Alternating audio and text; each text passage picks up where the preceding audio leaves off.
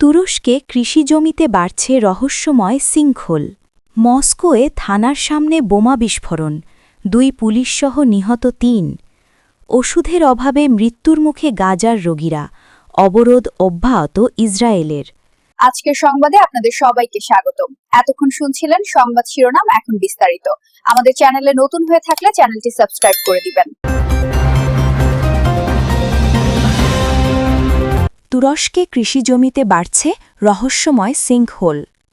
তুরস্কের মধ্যাঞ্চলের দিগন্তজোড়া ফসলি মাঠ এখন যেন কোনো এক অপার্থিব যুদ্ধের ক্ষতবিক্ষত রণক্ষেত্র। সেখানে শান্ত মাটির বুক চিরে হঠাৎ করেই জেগে উঠছে দানবীয় সব গহ্বর বা সিঙ্কহোল। কোথাও গভীর অতল খাদের মতো, আবার কোথাও ফসলি জমির মাঝখানে বিশাল আকার গর্ত।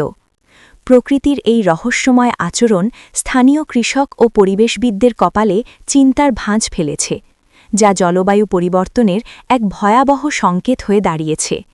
রয়টার্সের খবরে বলা হয়, তুরস্কের মধ্যাঞ্চলের গুরুত্বপূর্ণ কৃষি এলাকা কোনিয়া প্রদেশে দ্রুত হারে তৈরি হচ্ছে সিঙ্কহোল, ভূগর্ভে ধস। কম বৃষ্টিপাত ও ভূগর্ভস্থ পানির স্তর নেমে যাওয়াকেই এর প্রধান কারণ হিসেবে দেখছেন কৃষক ও পরিবেশ বিশেষজ্ঞরা। কারাপিনার এলাকায় ভুট্টা ও গমের ক্ষেত জুড়ে অসংখ্য বড় গর্ত দেখা যাচ্ছে। কোথাও কোথাও একটিমাত্র ক্ষেতেই 10টির বেশি সিঙ্কহোল তৈরি হয়েছে। পাহাড়ি অঞ্চলের অনেক প্রাচীন পানিভরা গর্ত এখন প্রায় শুকিয়ে গেছে।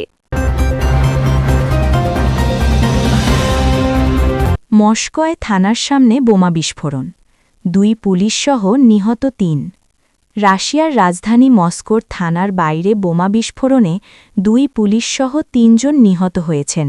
বুধবার 24 ডিসেম্বর এ ঘটনা ঘটে। এই ঘটনার মাত্র 2 দিন আগে সেই একই এলাকায় ফানিল সার্ভারেরাভ নামে দেশটির সেনাবাহিনীর এক জেনারেল গাড়ি বোমা হামলায় প্রাণ হারান। কাতার ভিত্তিক সংবাদমাধ্যম আল জাজিরা জানিয়েছে, বুধবার ভোরের দিকে মস্কোর ইয়ালেতাস্কায়া সড়কে এই ঘটনা ঘটে। রুশ তদন্ত কমিটি জানিয়েছে, থানা ও পুলিশের গাড়ির সামনে দাঁড়ানো এক সন্দেহভাজন ব্যক্তির কাছে যান 2 পুলিশ সদস্য। ওই সময় সন্দেহভাজন ব্যক্তিটি বোমার বিস্ফোরণ ঘটান।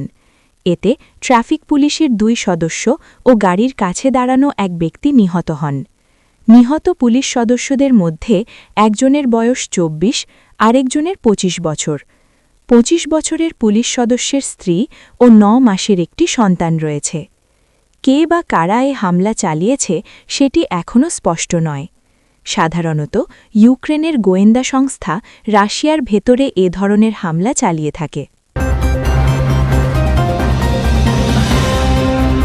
ওষুধের অভাবে মৃত্যুর মুখে গাজার রোগীরা, অবরোধ অব্যাহত ইসরায়েলের।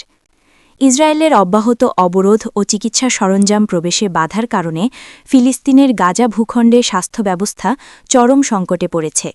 ওষুধ ও চিকিৎসা সহায়তার অভাবে হাজারো রোগী মৃত্যুর মুখে, আর হাসপাতালগুলো কার্যত অচল হয়ে পড়ছে বলে সতর্ক করেছেন গাজার শীর্ষ স্বাস্থ্য কর্মকর্তারা। কাতার ভিত্তিক সংবাদ মাধ্যম আল জাজিরা বলছে, ইসরায়েলের অব্যাহত অবরোধ ও চিকিৎসা সরঞ্জাম প্রবেশে বাধার কারণে গাজার স্বাস্থ্য ব্যবস্থা নজিরবিহীন বিপর্যয়ের মুখে পড়েছে। এতে হাজারো রোগী মৃত্যু ঝুঁকি বা স্থায়ী পঙ্গুত্বের আশঙ্কায় রয়েছেন বলে সতর্ক করেছেন গাজার এক শীর্ষ স্বাস্থ্য কর্মকর্তা। গাজার স্বাস্থ্য মন্ত্রণালয়ের মহাপরিচালক মুনির আল বার্শ মঙ্গলবার আল জাজিরাকে বলেন, গাজার হাসপাতালগুলোর পরিস্থিতি এখন করুণ ও ভয়াবহ। ইসরায়েল প্রয়োজনীয় চিকিৎসা সামগ্রীর প্রবেশ অব্যাহতভাবে আটকে রাখায় গুরুতর রোগীদের চিকিৎসা দিতে পারছেন না চিকিৎসকেরা।